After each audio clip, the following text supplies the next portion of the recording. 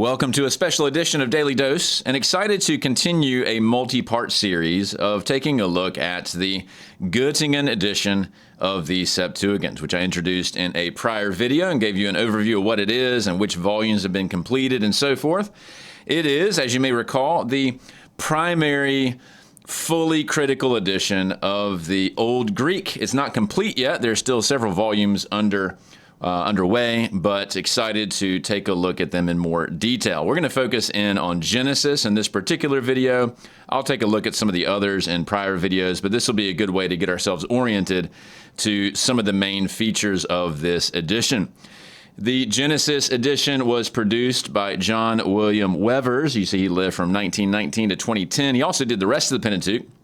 He was one of the main pillars of Septuagint scholars during his career, most of which was spent at the University of Toronto. And in fact, not only was he a Septuagint scholar, he was a very well-recognized Hebrew scholar as well. He really established the University of Toronto as a powerhouse in both fields, and it remains that way today, as well as Trinity Western University. His name is given to the annual prize for an essay as part of the International Organization of Septuagint and Cognic Studies. So he is one of the most famous scholars in the field.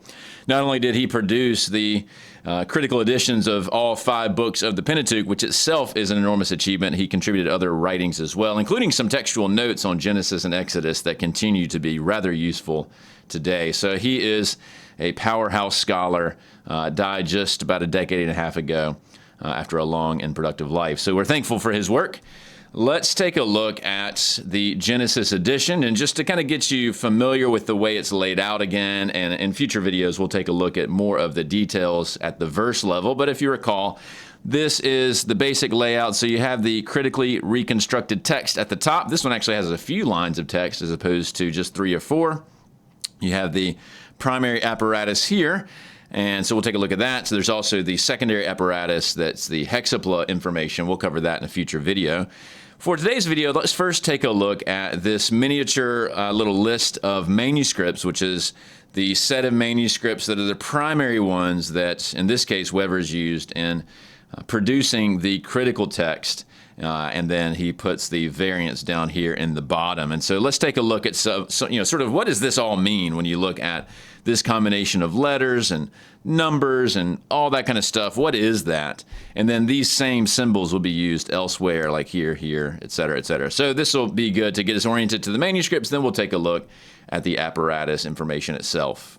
And before we dig in, it's important to point out that each of the Gottingen editions does have a very extensive introduction that will go over a lot of the details that I'll cover in this video and future videos. The problem is most of the introductions are entirely in German and also include a lot of Latin and so forth. And so what I'll try to do, I'm not going to cover every detail in the introductions. I'll try to give you kind of a snapshot of the key facts that you need to know. But as you might expect, if you're working with an individual edition, whether it's Genesis or Exodus or what have you, you will at many points have to go back to the introductory matter to take a look at some of the details. I'm not going to cover everything in this video, but let's begin with the Majuscules, or what is typically referred to, at least in the Gottingen editions, as the uncials. And these will be denoted in that line of sources, but also in the main apparati, both the first and the second, with capital letters, without italics. And so that might be somewhat familiar if you're used to studying the text critical apparatus on the New Testament side. However, we have to be aware that the letters are not necessarily going to correspond to what you're used to.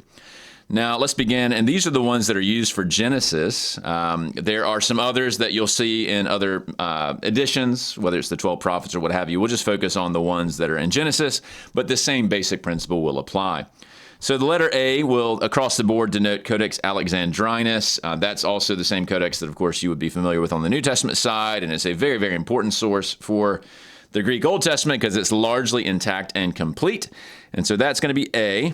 In the Rolf's Hanhart edition, I showed you some screenshots of that, and I hope to have some videos of that down the road once the British Library's collection is back online. Next, we have B, which is Codex Vaticanus, as you would expect.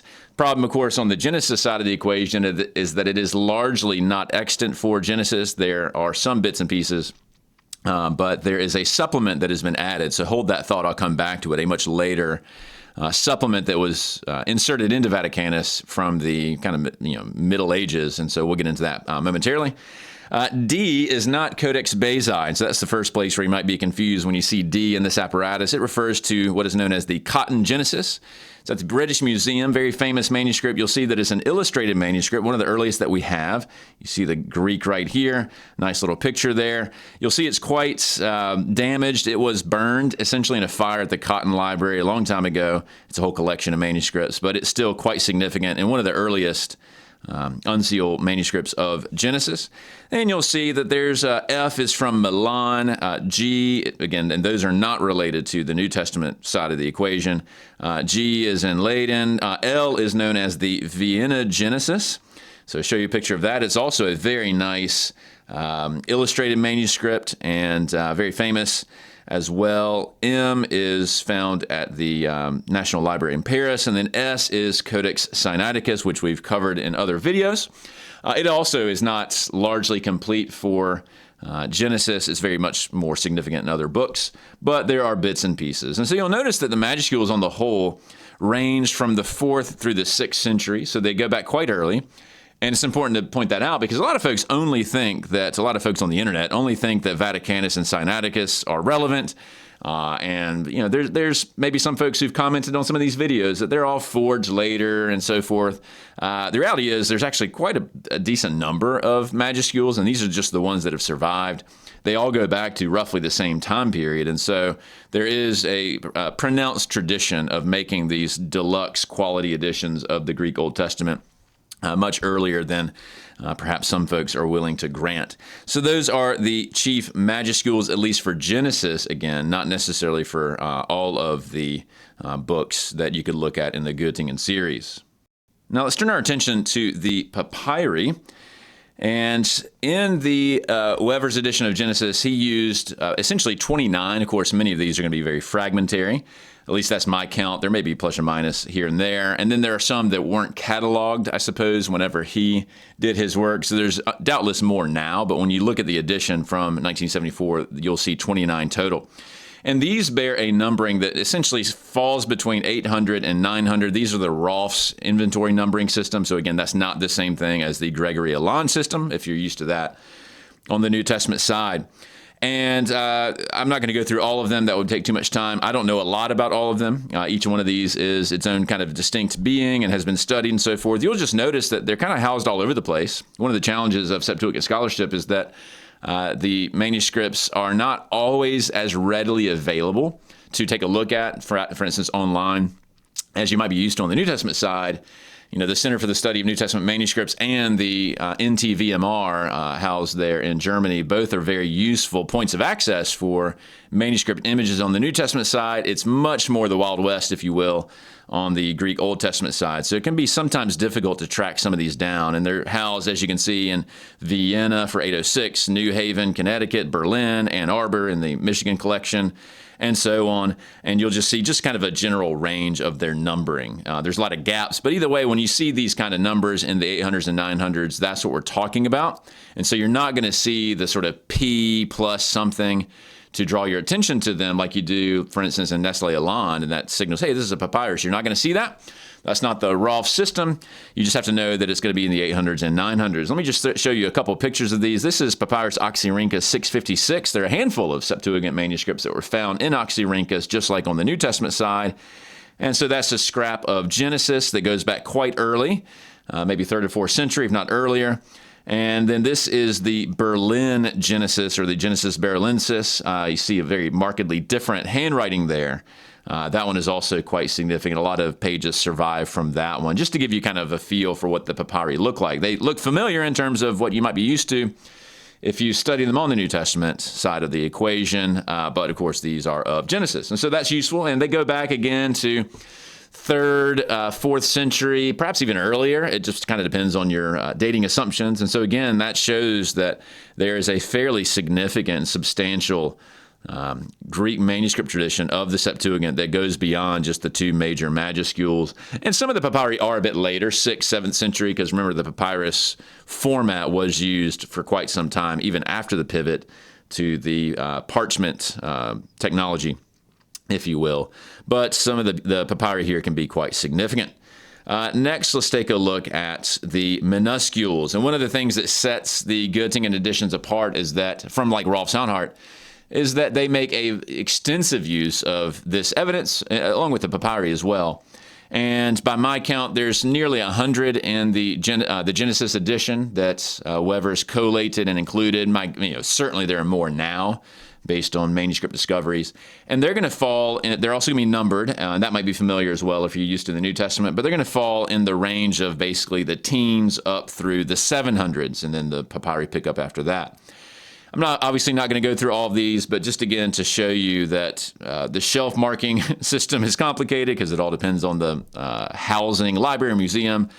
And you find them in Rome, Paris, Glasgow, Florence, Athens, Jerusalem, London, Oxford, even in Sinai, plus a lot of other places as well. And so these are everywhere. Again, not always the easiest things to track down if you want to look at the actual images. A lot of these manuscripts are available. You just have to know precisely the shelf marking. It might be a distinct website that is the Vatican website or the Glasgow University website or what have you. So you have to do a lot more work to find them because there is not a centralized repository. But just to give you a feel for it, this is the Vatican one. Obviously not the Codex Vaticanus, but you can see just a standard pearl script there, standard kind of 900s, 1000s, 1100s kind of minuscule handwriting. And then this is the London one. And this one's kind of interesting because this is the biblical text here in the middle, and then it's surrounded by a lot of commentary.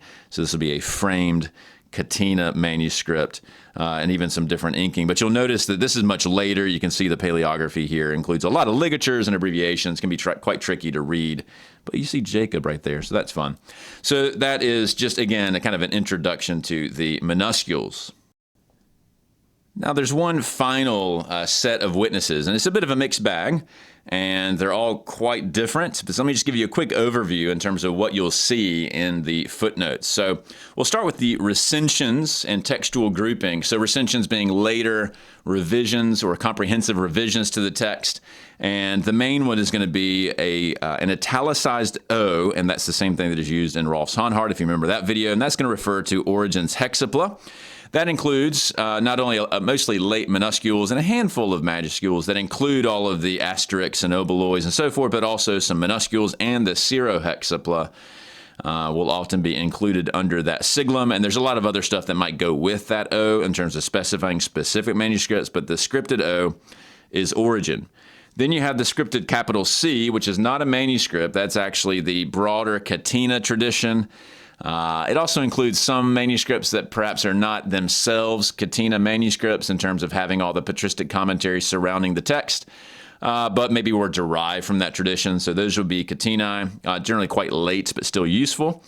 Lowercase b, I mentioned this earlier, this is actually the minuscules that are related to the essentially reconstructed or supplementary Vaticanus text, because remember, most of Vaticanus in Genesis doesn't exist. It was lost. Someone added those pages, and it's clearly in a minuscule script. We saw that in a prior video. So B, lowercase b, sort of essentially is a minuscule form of capital B, which is Vaticanus. Then you have a bunch of others, D, F, N, S, T, Y, and Z. And this is where you start to get quite sort of into specialist territory. I'll confess that I don't know a lot about those particular manuscript groups. But these are lowercase letters that specify, 5 or 10 minuscule manuscripts, again, from the medieval period, that share some sort of either textual relationship, perhaps even a genetic relationship, if we know for sure that they were copied from one another or from a shared ancestor, something like that.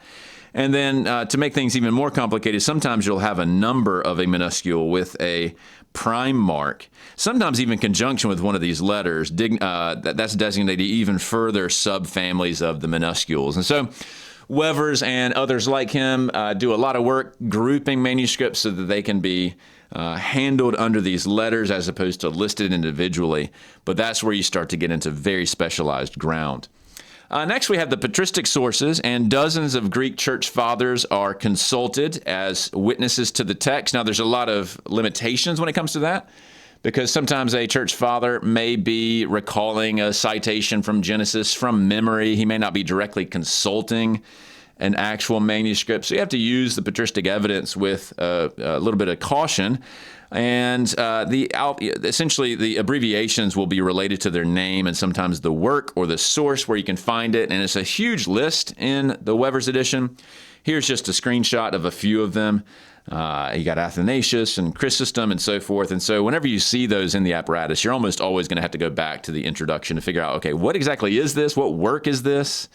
And where do I find it? Typically, Wevers, because of the state of the question whenever he was doing his work, you're going to have to use the Patrologia Graeca editions, which are still quite useful, but very outdated at this point. Lastly, you have the other translations, some of which are from Hebrew, like the Vulgate largely. Some are daughter translations of the Greek, such as the Old Latin or some of the later translations. And typically you'll see them abbreviated, like LA will be Old Latin, and then often you'll have more stuff with that, numbers and specific manuscripts associated with the Old Latin. The AETH is Ethiopic, that's because of the German spelling. The Arabic tradition, the Armenian tradition, Coptic, and then you're going to include further subgroupings like the Achaemenic and Bohairic and so forth. PAL is the Palestinian Syriac. Then you have SYH, which is the Syro-Hexapla, which I'll cover in a future video. TAR, as you might expect, are the Targums, the two main ones for Genesis being Onkelos and Neophyte. And then VULG is the Latin Vulgate.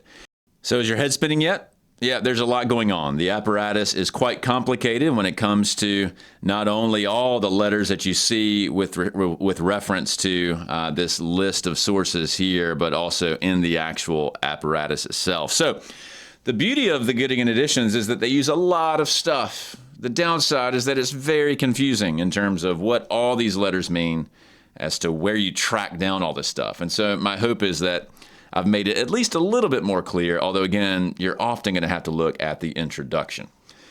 Well, let's go down the page a bit and let's take a look at the first apparatus. We'll save the hexapla apparatus for another video. What in the world are all these things that you see in that massive chunk of the page below the text itself? So I want to get into what some of these symbols and abbreviations are. Again, I'm not going to be able to cover everything, but I'll try to cover the most common things that you will see. Some of these are going to be similar to what we saw for Rolf's Honhart. Some are actually different, and those differences are kind of important because you might otherwise be a little bit confused when you're trying to navigate it.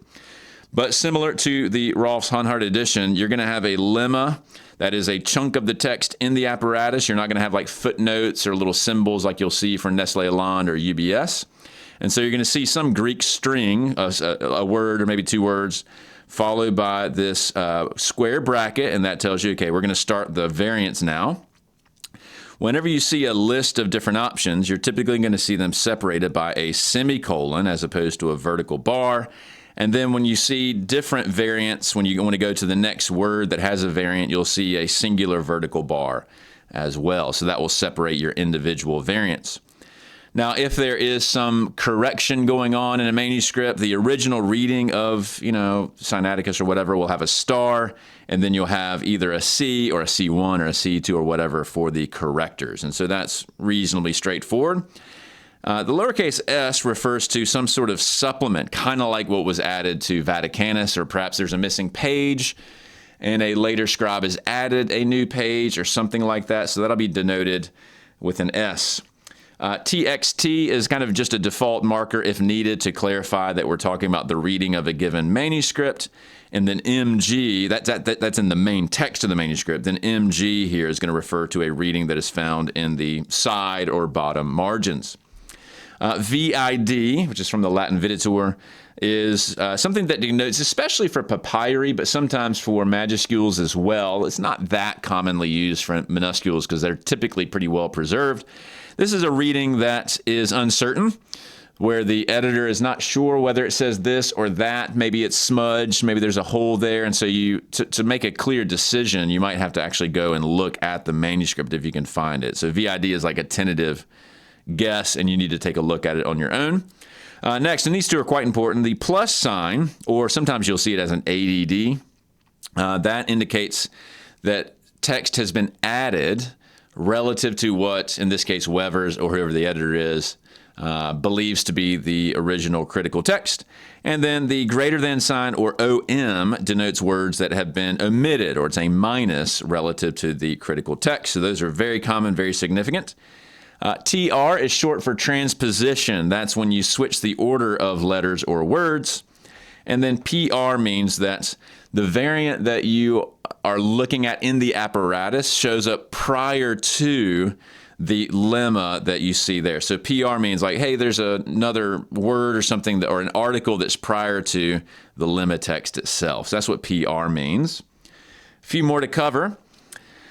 If you see a dot underneath a letter, of course, it'll be a Greek letter typically. That means the letter is unclear in the manuscript, but they think this is the best guess. If you see something in brackets, that's a conjecture for missing letters. So the editor, like Wevers, has said, well, I think maybe it probably said this if it's been, broken off or something.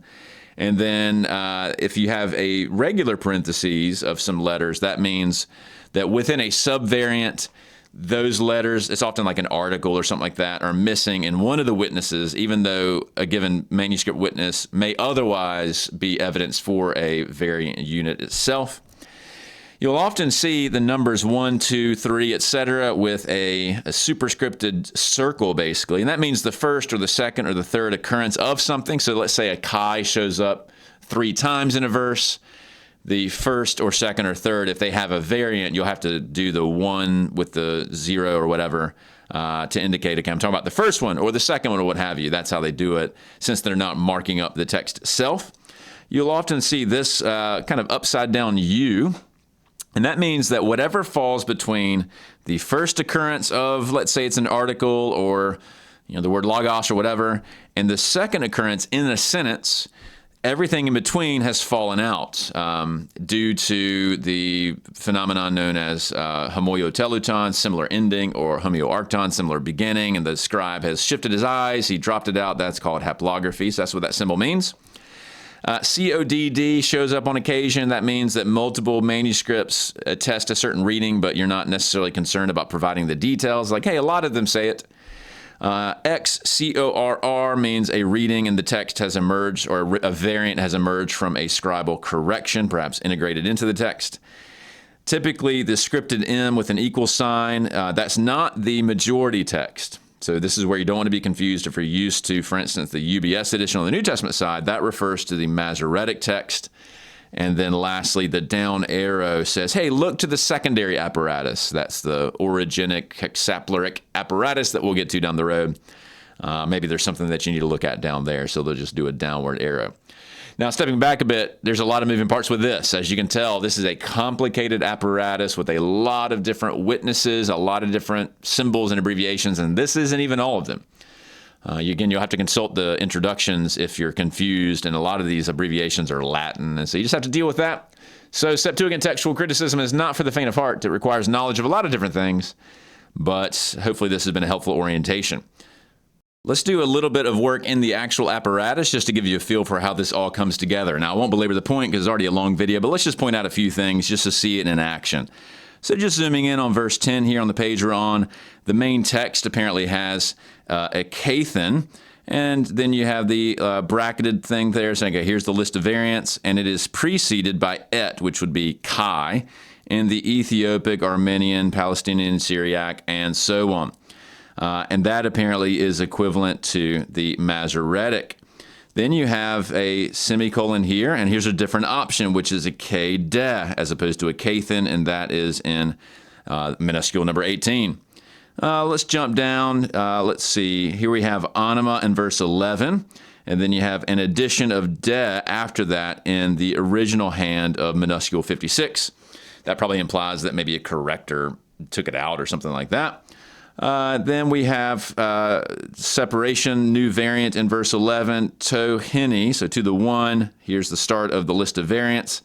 Instead of that, we have to proto patamu, and that's attested by Hippolytus. And so you can weigh whether you think that's legit or not, and that could also just be some sort of interpretive addition, perhaps, by that church father. You have Physon here, the river. This is in early part of Genesis. And so some scribes read Phason, such as Alexandrinus, some sort of Hexapla stuff here, the Catena tradition, the manuscript family associated with 19, and a bunch of other stuff. You see there's a lot of information for that particular spelling. And then you finally get to the semicolon. Here's a different one, fason. You see the difference there. And its attestation. Another break here, then fuson in these manuscripts. And so that's just dealing with morphological differences to how to spell the river Pishon. So that's interesting. Another example, we have a hutos here. So this gives us another variant. It's preceded by a chi, or in a different manuscript, to erase some stuff, it's followed by estin, or in the Ethiopic, it is omitted. So you see the hutos here either has a chi before it, followed by estin, or is omitted. So it's a lot of information in one span of sort of space here, but again, you have to know exactly how it's working. Then apparently this one, they don't have the lemma. They just say wherever you, after the hutos, there's apparently a tain that some scribes omit, and so on. So, and down here we have that omission due to haplography between the estin at the end of the verse and really essentially the start of verse 12, which is what that means. So hopefully that made a little bit of sense. But again, this is all quite complicated. In future videos, we'll try to look at some examples of how to digest all of this and make text critical decisions, or at least how you could outline the information. So that's been enough for today, just to give you a bit of a walkthrough. Hopefully this has been a fun peek inside the Gottingen editions if you have the benefit of having one nearby. They're not all that easy to access, and they're expensive, but hopefully this at least is enough to get your feet wet.